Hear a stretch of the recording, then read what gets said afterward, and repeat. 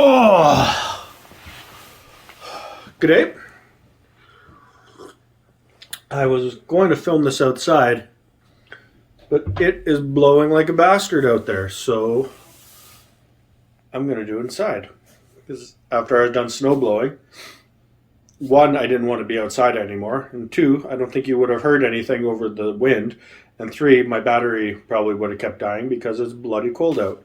So, I have an announcement. I have my 2023, it is about 200 kilometers through the Black Hills of South Dakota. Yes, that's right. I am going to be hiking the Centennial Trail in South Dakota. My guide just came in the other day. It has all the trailheads. It's got all the maps. It's got water sources. It's got resupply spots. It's got everything. So I'm super excited for that. There's a little bit of elevation gain. It is in the Black Hills. Some people call them mountains. Small elevation gains is something I need to get used to before I start tackling bigger mountain trails. So that is exciting. I'm going to be doing that in the late spring, early summer. I haven't settled on a date yet. Probably mid-May to mid-June, somewhere in there. I plan on doing it in about 8 to 10 days. We'll see how my little feetsies do. I want to do more miles than I did on the Boreal Trail in Saskatchewan there. Although it was nice only doing 15 kilometers a day, we were getting to camp too early. So the Centennial Trail, the northern terminus trailhead starts up at Bear Butte, which I think is a national monument or state park. It's not a national park. And that is close to Sturgis. It's not too far from Sturgis. And the trail goes all the way down to I've got notes here. To Wind Cave National Park down south. The trail passes by Mount Rushmore, which will be cool. I've heard you can buy lunch there. I heard it's expensive and it's above average cafeteria food. But after a couple days on trail, it still might be delicious, and that's one less meal you need to carry. Also, the southern portion of the trail, full of bison, so you have to contend with bison while you're on the trail. And it just looks gorgeous. There's not too many videos online. There's 7 or 8 YouTubers that have vlogged their hikes, and it looks awesome. It's not at all what I ever imagined South Dakota looked like. I imagined South Dakota looked like North Dakota, just potato fields and sugar beet fields. So super excited. I don't think I'll make a gear video because I don't think my gear is changing from my Boreal Trail hike. So unless you guys want another gear video, leave it down in the comments. What else? And I got a list of a couple bucket list hikes that I want to do over the next couple of years. The Centennial Trail was on there, and it's the shortest and probably most accessible for me to do. So other than the Centennial Trail, in no specific order, here's a list of 1, 2, 3, 4, 5 more long distance trails that I'd like to hike over the next 5-10 years. So the Croatian long distance trail, which is 2,200 kilometers long. Croatian long distance trail goes through all sorts of different types of climate areas, mountains, desert, coastal. I don't actually know if there's desert, plains, valleys. Looks gorgeous.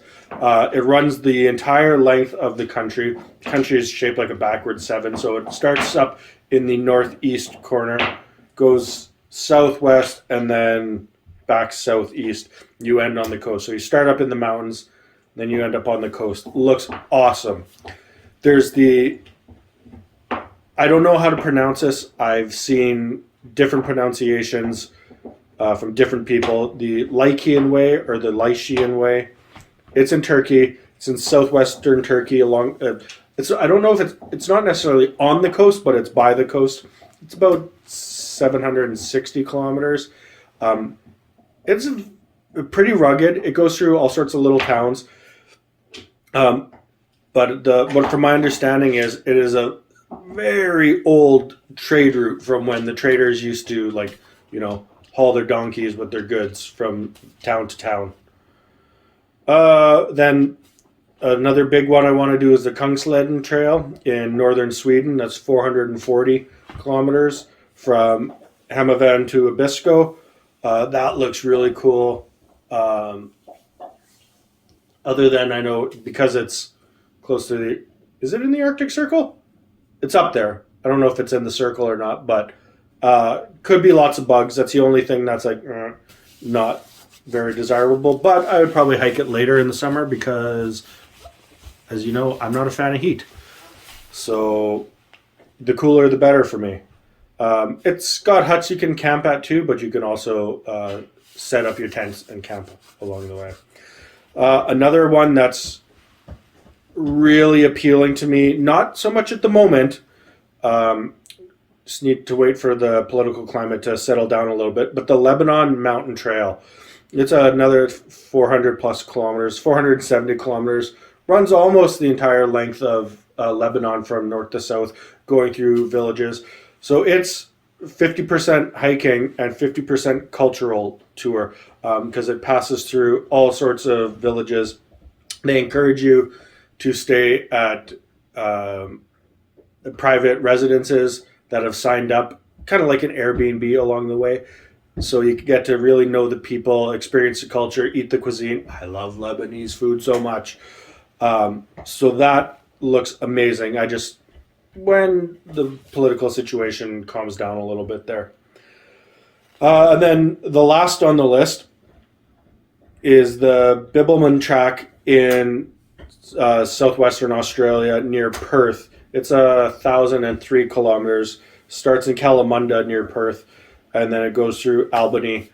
It's a hut-based trail system as well, but I believe there's other campgrounds and campsites you can set up your tents. I would also do this in Australia winter, so what I've learned is when it's winter in the southern hemisphere, when those residents say it's freezing cold, it is perfect for me. I've experienced that in southern Africa, all over the place. And when it's like 14 degrees and they're all freezing, I'm loving life because 14 to 19, I wish it could be like that all year round. So those are just a couple hiking bucket list items I've got and my announcement video for the Centennial Trail in South Dakota. So stay tuned for more videos. I will be vlogging that entire hike and hopefully I can get on some of those bigger hikes sooner than later. I'm not a millionaire YouTuber. YouTube pays me $0, so I have to save up for these. Plus, I have other expensive hobbies, like scuba diving. I'm actually more of a scuba diver than I am a hiker, but the hiking videos do better than the scuba diving videos, so I do more hiking videos. Who would have thought? Anyways, cheers for now.